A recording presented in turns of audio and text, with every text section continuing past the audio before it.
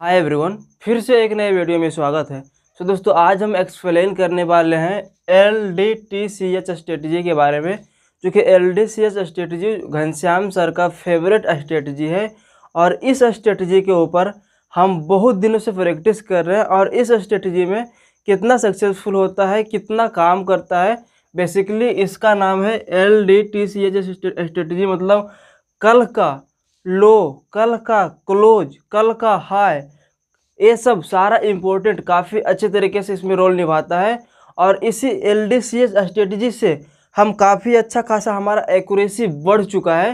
तो LDCH strategy आपके लिए किस तरीके से काम करने वाला है, आप इस वीडियो के एंड तक देखेंगे तब आपको समझ में आएगा कि आप LDCH स्ट्रेटजी को किस तरीके से डेली बेसिक पे आप यूज कर सकते हैं। आज मार्केट ओपन हुआ है, इस तरीके का कुछ कैंडल बनाया है और कल का लो, मतलब कल, आज नहीं, आज जो मार्केट ओपन हो रहा है वो नहीं, जो कल बना चुका है उसका कल का लो और कल का क्लोज। देखो क्लोज ये भी हो सकता है और ग्रीन कलर वो बना है तो ये भी हो सकता है। ये डिपेंड करता है कि कल का क्लोज आपका कैंडल कौन सा बना हुआ है। अगर रेड बना है तो नीचे होगा, ग्रीन बना है तो ऊपर होगा। तो कल का लो इसी को मान लेते हैं, इसको क्लोज मान लेते हैं क्योंकि एक ग्रीन बना है, ये बुलिश है, ठीक है। तो कल का लो, कल का क्लोज और कल का हाई, क्योंकि अगर रेड बना है तो ये तो हाई होने वाला है, अगर ग्रीन बना है तो ये हाई होने वाला है, अगर रेड बना है तो ये हाई होने वाला है। इन दोनों का डिफरेंट है। और आज किस तरीके से इसको वर्क होगा, अगर मार्केट आज ओपन होता है कुछ इस जगह पे, देखो कुछ इस जगह पे अगर मार्केट हमारा ओपन हो जाता है और ओपन होने के बाद यहाँ पे कंसोलिडेशन करता है, यहाँ पे कंसोलिडेशन कर दे या फिर कुछ रेंज बना दे, कुछ भी कर दे और यहाँ से मार्केट निकल जा गया, अगर मार्केट यहाँ से निकल गया तो मैक्सिमम चांसेस है कि कल का जो क्लोज था, ये जो कल का क्लोज था, ये इसके लिए सपोर्ट का वर्क करेगा।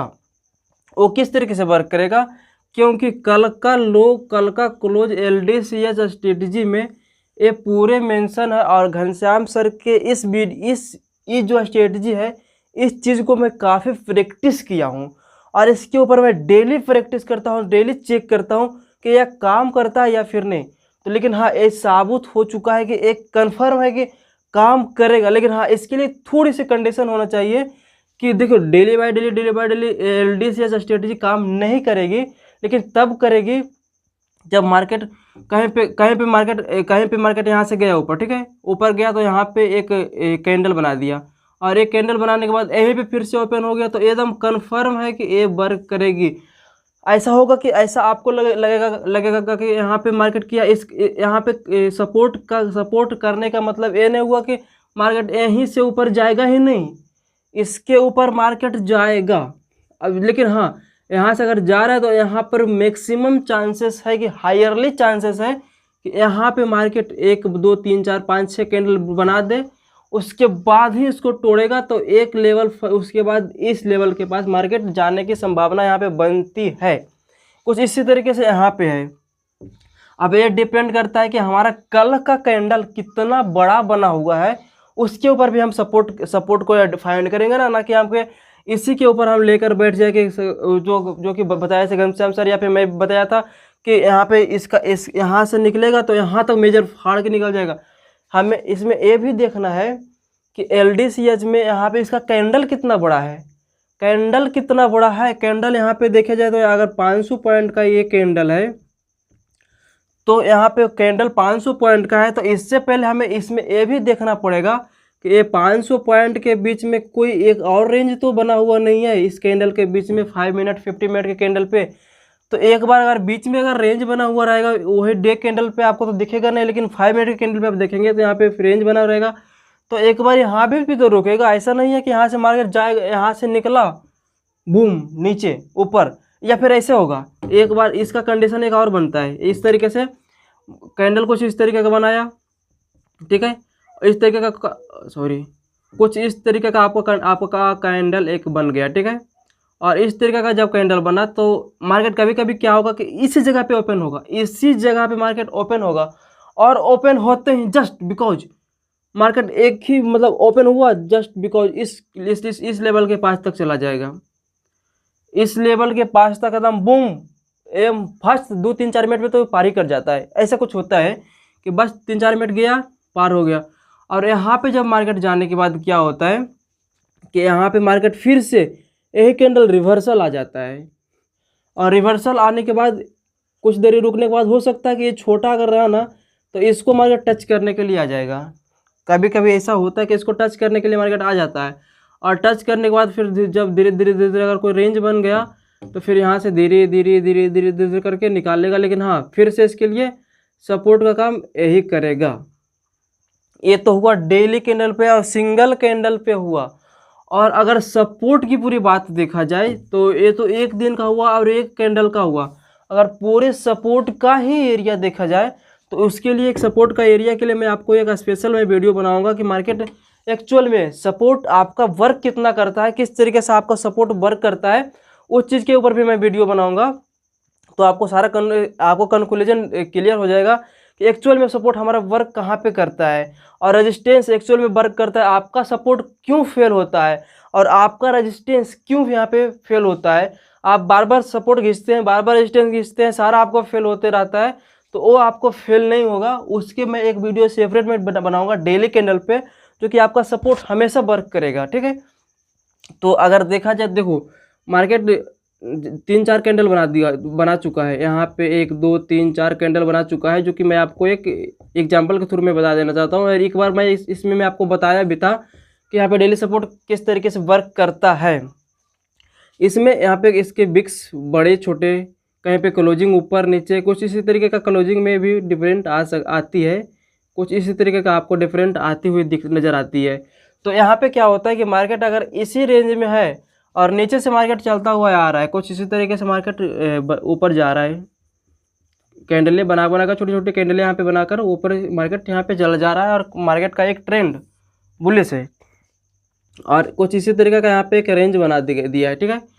तो क्या होगा आपका कि मार्केट अगर ओपन, इसमें क्या है कि LDCH की स्ट्रेटेजी की मैं आपको बात कर रहा हूँ।